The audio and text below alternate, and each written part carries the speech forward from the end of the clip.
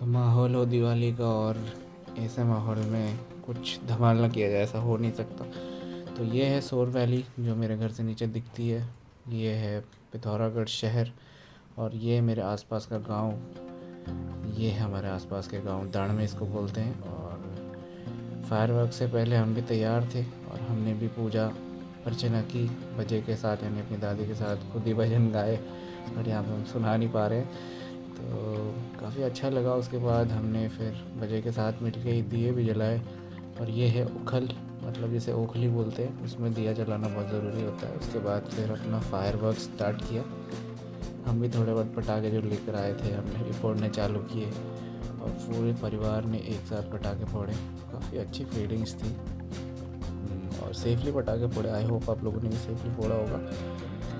And all, इतना सब कुछ करने के बाद अगले दिन सुबह कुछ ऐसी होती है अपने यहाँ धुएं वाली सुबह नहीं होती है। तो आगे जर्नी को एंजॉय कीजिए।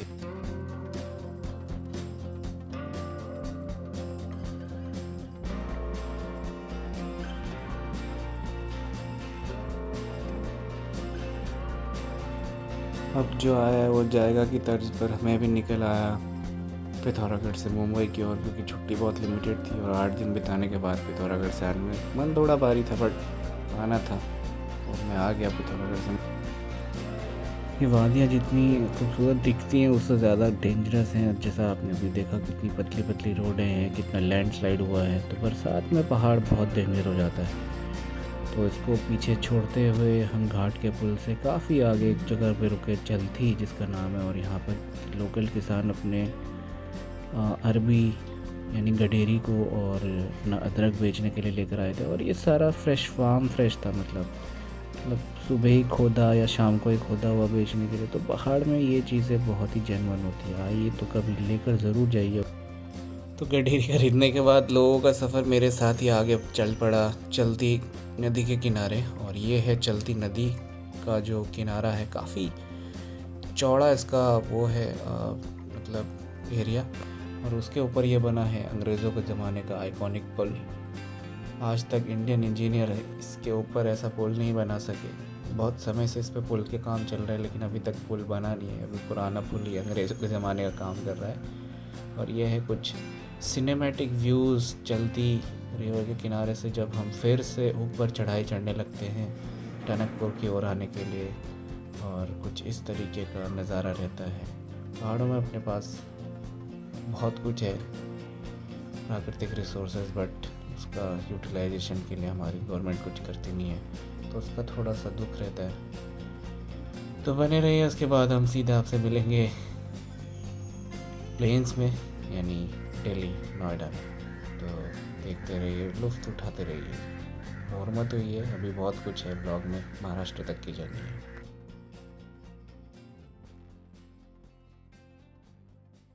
ये रहे हम, और ये है हमारे साथ अजीत भाई। आज ये हमारे ऊबर के साथी हैं। जैसा कि पिछले ब्लॉग में आपने देखा था, अनिल भाई ने हमें छोड़ा था छत्रपति इंटरनेशनल एयरपोर्ट पे। तो आज ये हमें छोड़ रहे हैं हज़रत निजामुद्दीन रेलवे स्टेशन, जहाँ से हमें लेनी है गाड़ी मुंबई के लिए। तो अजीत भाई के साथ अभी हम निकल रहे हैं हज़रत निजामुद्दीन। अब शायद आपको लग रहा हो कि ये क्या है सामने। ये है अक्षरधाम मंदिर दिल्ली।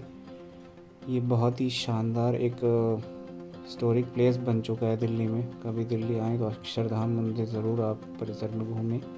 इसी के बगल में खेलगांव है। जब 2010 में कॉमनवेल्थ गेम हुए थे, तो यहाँ पे जो बिल्डिंग्स आपको दिख रही हैं कुछ अलग सी, यहीं पे सारे प्लेयर्स रुके थे। कॉमनवेल्थ में जितने भी प्लेयर्स यहाँ पे खेलने आए थे, तो उनके रहने और प्रैक्टिस के लिए ये जगह बनाई गई थी। और अब शायद आपको लग रहा हो कि कैमरे की क्वालिटी ख़राब हो गई है। ऐसा बिल्कुल नहीं है, क्योंकि दिल्ली में इतना फॉग लगा हुआ था, जो अब मैं आपको दिखा रहा हूँ कि फॉग की वजह से इतना मतलब डिफरेंस है वीडियो में। जो पहले के ब्लॉग्स में बना के, मतलब वीडियो मैंने पहले बनाए हैं जो इसमें ऐड किए हैं पहाड़ों के, वहाँ पे मौसम इतना साफ़ और सुथरा था, धूल के एक भी कण नहीं थे। और यहाँ पे देखिए फॉग होने की वजह से किस तरीके से लाइटिंग कंडीशंस बदल जाती हैं। बट एक चीज़ माननी पड़ेगी, जब मैं मुंबई पहुँचा था तो मुझे ऐसा जाम मिला कि मैं मतलब क्या ही बोलूँ, कोई शब्द नहीं थे। बट दिल्ली में जाम से मुक्ति थी भाई, 6-8 लेन के हाईवे वहाँ पे हैं। तो आगे फिर मिलते हैं आपसे हजरत निजामुद्दीन स्टेशन पे। और ये है प्यारा तिरंगा।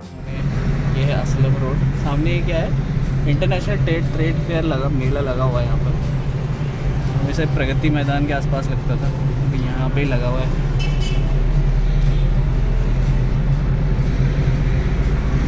सो historically Delhi is very rich.